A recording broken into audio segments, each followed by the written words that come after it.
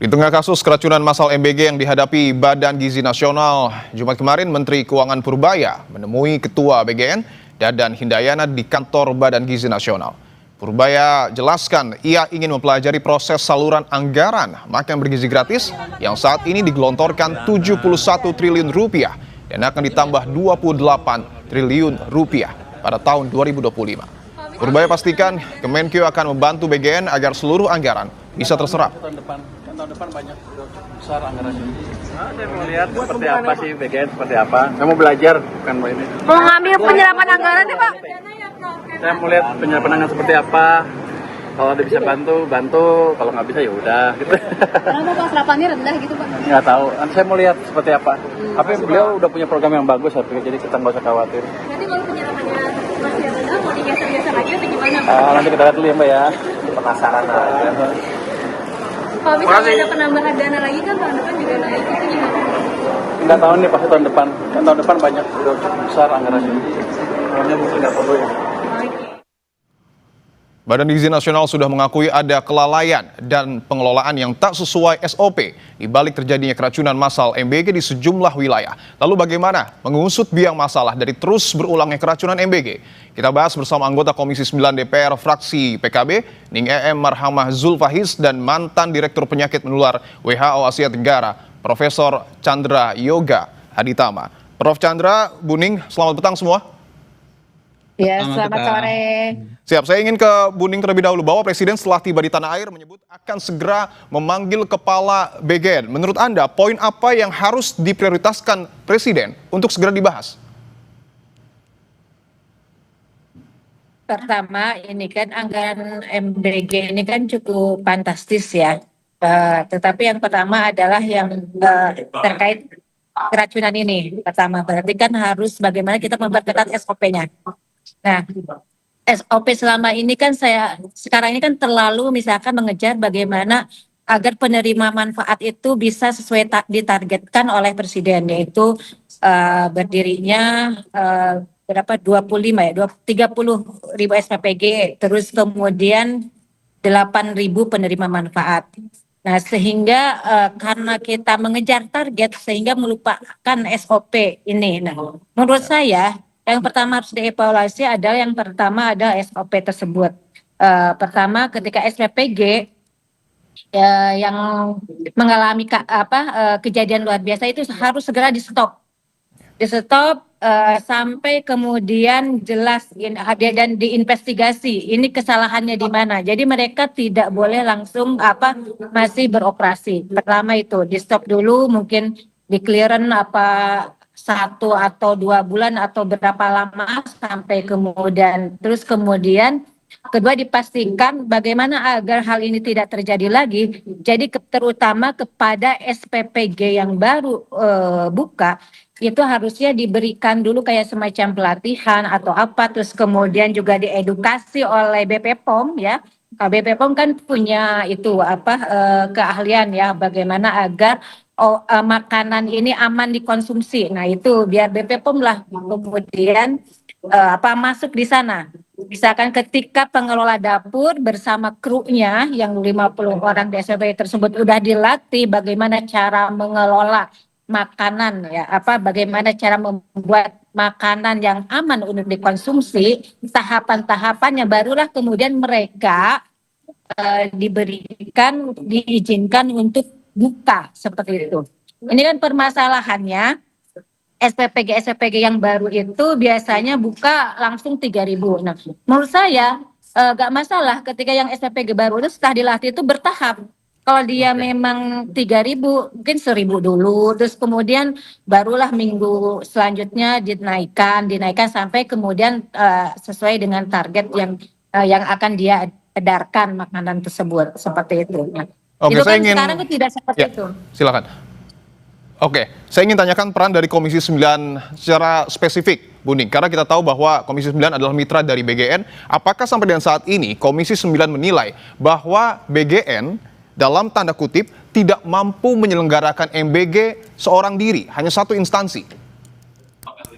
Menurut saya harus kolaborasi ya. Harus kolaborasi ya? Karena harus kolaborasi, tidak bisa sendirian, saya sepakat gitu. Karena BGN itu kan institusi baru, orang-orang baru. Saya kira dengan tugas yang sangat luar biasa dan targetnya banyak itu kan cuman berapa berapa orang, harusnya kan ini sebenarnya harusnya layaknya itu kementerian. Terus SDM-nya harusnya juga ditambah. Terus kemudian kalau memang tidak seperti itu, maka bekerja samalah dengan misalkan satu BP POM, itu yang paling utama ya. Terus kemudian Kementerian Kesehatan dengan BKKBN, karena target dari MBG ini kan juga penanganan stunting. Jadi itu kalau itu kemudian kolaborasi, saya kira SDM-SDM-nya akan bertambah tuh. Jadi harus bersama-sama, tidak bisa sendirian. Karena apa? Dengan lembaga baru dengan anggaran yang sangat fantastis, itu juga pasti mereka juga kebingungan. Dan ini juga yang kemudian menjadi kritik kalau di Komisi 9, bagaimana anggaran senilai 71 triliun ini baru terserap kemarin itu baru 22%. Bayangkan, waktu tinggal 3 bulan lagi ya, kemarin di bulan Agustus, ini September, Oktober, November, Oktober, November, Desember. Waktu tinggal 3 bulan lagi, sedangkan anggaran yang tersetak baru 22%. Oke. Seperti itu yang kemudian menjadi kritikan kita, sehingga akhirnya mereka kejar target itu bagaimana untuk bisa terserap, seperti apalagi mungkin dengan adanya Kementerian Keuangan yang turun tangan, kalau misalkan nggak segera terserap akan diambil atau seperti apa, akan dirubah dan seperti itu mungkin yang bisa jadi itu yang membuat kemudian bagian untuk mana yang bisa cepat buka untuk didorong bagaimana. Oke. Saya sepakat. Baik. Anggaran 71 triliun harus didorong untuk bisa terserap, tetapi juga tetap harus menjaga keamanan. Baik, Seperti itu. artinya anggaran belum terserap cukup banyak, kemudian juga begitu banyak kasus keracunan massal MBG. Saya ingin ke Prof. Chandra bahwa Labkesta Jabar, Prof, sudah mengeluarkan hasil uji sampel dari 208 sampel MBG dari 12 kota dan kabupaten di Jabar. Hasilnya terdapat bakteri Salmonella dan Bacillus cereus. Kesimpulan dari hasil ini apa, Prof. Chandra? Ada 3 yang ingin saya sampaikan. Nomor 1, kalau kita lihat kompastv.com, bulan Mei 2025, 4 bulan yang lalu, itu sudah disampaikan juga oleh BGN bahwa ada salmonella di Bogor. Jadi ini bukan barang baru, karena 4 bulan lalu sudah ada, sekarang ada lagi. Itu poin pertama. Poin kedua, kalau kita lihat statement WHO, memang ada 4 kemungkinan kontaminan yang ada pada makanan. Tentu saja mereka tidak cerita soal makan bergizi gratis, makanan pada umumnya ya, termasuk makan bergizi gratis tentunya. 4 kemungkinan kontaminan, nomor 1 bakteri, nomor 2 virus, nomor 3 parasit, dan nomor 4 bahan kimia. Kalau bakteri yang paling sering adalah 3, Salmonella, E. coli, persis sama dengan di kita, plus satu lagi namanya Campylobacter. Itu yang bakteri. Dan tadi sudah disampaikan oleh mungkin pejabat dari lab bahwa kalau Salmonella itu berhubungan dengan daging, telur, ayam, gitu. Jadi di situ masalahnya. Sementara kalau yang Bacillus cereus itu berhubungan dengan nasi sebenarnya. Jadi ini sudah cocok dengan apa yang terjadi begitu. Dan kemudian ditambahkan pula bahwa ada kontaminan nitrit kan tadi disebutkan. Nitrit itu berhubungan dengan bahan pengawet. Jadi saya kira ini jelas berhubungan satu dengan lainnya. Itu yang bakteri. Yang kedua virus. Ada juga virus yang bisa menimbulkan kontaminasi. Kalau ikuti berita di berbagai, dan ini agak eksklusif ya, karena ini terjadi di kapal pesiar. Bulan ini terjadi, 2 bulan lalu dia terjadi di kapal pesiar, itu sudah beberapa kali terjadi infeksi, maksud saya keracunan massal akibat norovirus. Jadi virus juga bisa. Contoh yang lain yang sering terjadi adalah virus hepatitis A, sering terjadi di warung sekolah dan sebagainya. Jadi virus juga mungkin. Itu yang kedua. Yang ketiga adalah parasit. Kita pernah ramai tentang cacing. Tentu saja kita tidak harapkan ada cacingnya, tapi bagaimanapun itu kemungkinan terjadi. Dan yang keempat bahan kimia. Jadi nomor 1 saya tadi sampaikan bahwa ini sudah pernah terjadi. Yang kedua memang 4 poin inilah yang memang dianjurkan WHO, dan saya mengusulkan ini diperiksa 4-4-nya. Tentu belum berarti akan ketemu semua, tapi kalau mau periksalah semua ini tentang potensi-potensi. Dan yang ketiga saya ingin ulang seperti saya pernah sampaikan di Kompas TV, prinsip dasar makan, bukan hanya makan bergizi gratis. Prinsip dasar konsumsi makanan nomor 1 harus sehat, itu nomor 1. Tentu dia harus bergizi dan mungkin rasanya mesti enak, tapi kalau tidak sehat, maka persoalan berhenti, jangan dikonsumsi lagi. Jadi menjaga prinsip dasar makanan itu sehat, itu prinsip dasar makan kita sehari-hari, mau makan di restoran, apalagi makan bergizi gratis yang mencakup sekian puluh juta orang itu. Oke, jadi artinya bakteri Salmonella ini erat kaitannya dengan daging dan telur, Bacillus cereus dengan nasi. Apakah bisa dikatakan bahwa persoalan keracunan massal MBG berasal dari bahan baku? Nah, itu yang saya juga pernah sampaikan di Kompas bahwa sebenarnya kita mesti lihat itu yang sebut sebagai rantai food security, keamanan pangan.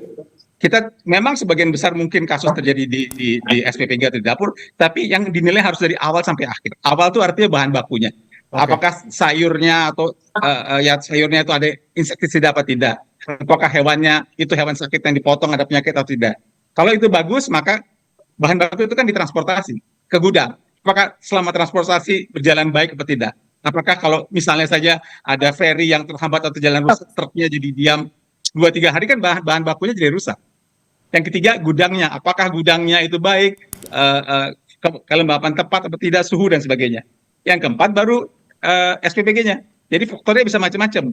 Misalnya toh dari SPPG-nya baik, kita sudah banyak dibicarakan. Dari SPPG kan dibawa lagi ke sekolah dan itu bukan waktu sekian jam. Itu juga mungkin kontaminasi terjadi di situ. Baru yang terakhir sekolah. Jadi konsep yang from farm to plate atau from farm to ya dari pertanian sampai makan itu harus dicek satu persatu yang mana sebenarnya kebocoran yang terjadi. Oke, bahwa BGN sebelumnya juga sudah menyampaikan memberikan waktu 1 bulan kepada SPPG untuk kemudian membuat sertifikasi ataupun meraih sertifikasi. Apakah kemudian Komisi 9 akan mendesak jika terbukti adanya kelalaian kembali, kasus ini bisa dibawa ke ranah hukum atau bahkan pidana? Saya kira kalau terjadi hal seperti itu pasti sesuatu yang tidak diinginkan. Tetapi menurut saya penyelenggara hari ini, karena ini adalah program andalan, ya tetap harus bertanggung jawab. Gak bisa kemudian lepas begitu saja. Harus ada yang bertanggung jawab. Dalam bentuk apa, Buning? Ya mungkin bisa gitu kan kalau skorsing itu kan udah biasa, mungkin ya sampai diinvestigasi yang paling bersalah itu siapa gitu kan. Nah, itu mungkin bisa dipidanakan tidak masalah, tetapi mungkin pidana yang sifatnya itu ringan mungkin. Tetapi dilihat nanti